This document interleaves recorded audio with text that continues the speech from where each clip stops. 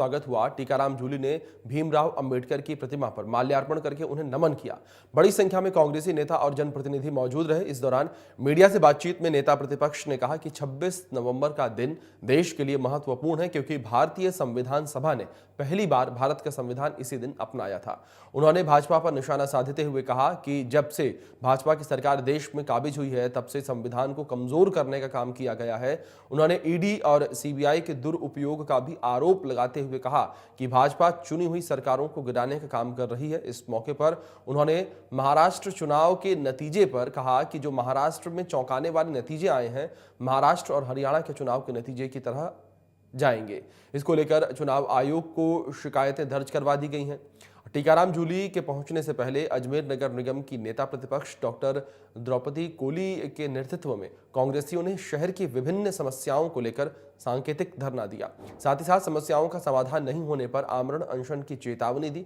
नगर निगम नेता प्रतिपक्ष द्रौपदी कोली ने बताया कि सीवरेज व्यवस्था से पूरा अजमेर परेशान है और भाजपा सरकार के सीसी सड़क के निर्माण कार्य में भ्रष्टाचार है, जिस वजह से लोगों को परेशानियों का सामना करना पड़ रहा है। कांग्रेस नेताओं ने कहा कि भाजपा पार्टी लंबे समय से काबिज है, परंतु गंदगी का साम्राज्य चारों तरफ है। ओवरब्रिज बने हुए हैं, लेकिन उनके नीचे बनी हुई सड़कों की हालत बेहद खराब है, जबकि ओवरब्रिज के टेंडर में पहले ही उसके नीचे सड़क बनाने की राशि आवंटित है। करता हूं और आज मैंने अजमेर आगमन पे सर्वप्रथम बाबा साहब को माल्यार्पण किया है। कल संविधान दिवस है और कल का दिन इस देश के लिए बहुत महत्वपूर्ण है। हमारा संविधान इस पूरी दुनिया के अंदर सबसे मजबूत है और मैं ये बात कहना चाहूँगा, जिस संविधान की सोच बाबा साहब अम्बेडकर, पंडित जवाहरलाल नेहरू, महात्मा गांधी जी की थी और उस सोच के साथ ये संविधान देश के अंदर लागू हुआ और इस संविधान को मजबूत करके आगे बढ़ाने का काम कांग्रेस पार्टी के द्वारा किया गया। आज हमारे पड़ोसी देश जितने भी हैं, चाहे पाकिस्तान हो, अफगानिस्तान हो, श्रीलंका हो, बांग्लादेश हो, सभी जितने भी देश हैं उनके अंदर ऐसा मजबूत लोकतंत्र नहीं है। सब जगह लोकतंत्र को कमज़ोर किया गया, लेकिन यहाँ कांग्रेस के द्वारा लोकतंत्र को मजबूत करने का काम किया गया, संविधान को मजबूत करने का काम किया गया। लेकिन पिछले समय से जब से भारतीय जनता पार्टी की सरकार दिल्ली के अंदर आई है, लगातार संविधान को कमज़ोर किया जा रहा है, संविधान को ख़त्म करने के नारे दिए जा रहे हैं। जो लोग संविधान की प्रतियों को जलाते हैं उनके साथ बीजेपी खड़ी होती है और अब की बार 400 पार, संविधान को बदलने की जरूरत है, इस प्रकार के नारे भारतीय जनता पार्टी लगातार देती रही है।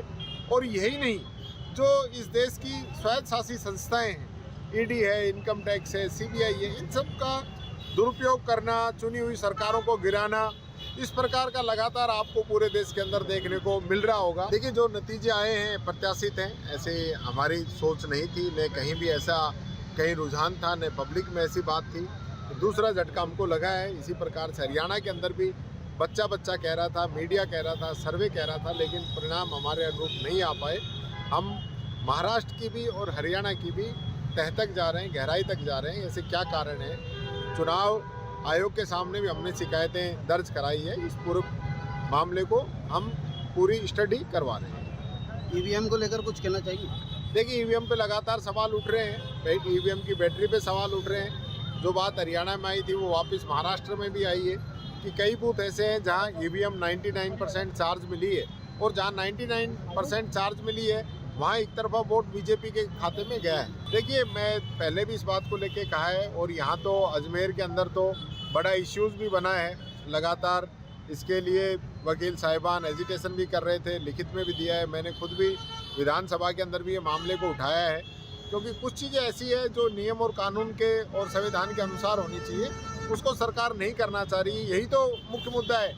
ये सारी चीज़ें संविधान के अंतर्गत हैं, तो उन सबको जो कमज़ोर करने का काम भारतीय जनता पार्टी के द्वारा किया जा रहा है। इससे पहले भी जोगाराम पटेल जी द्वारा अपने बच्चे की नियुक्ति करा दी गई थी, फिर बाद में उसको वापस किया गया था। ये सारी एक ही चीज़ें हैं। भ्रष्टाचार ही भ्रष्टाचार है। मैं तो कह रहा हूँ, पार्षद सारे चिल्ला रहे हैं, पार्षदों की सुन कौन रहा है? एक जमाना था जब पार्षद को मेंबर साहब कहते थे और उनकी इज्जत करा करते थे और यही अधिकारी सीट से खड़े हो जाया करते थे। आज पार्षद चिल्ला रहा है और ये कोई ध्यान नहीं दे रहे।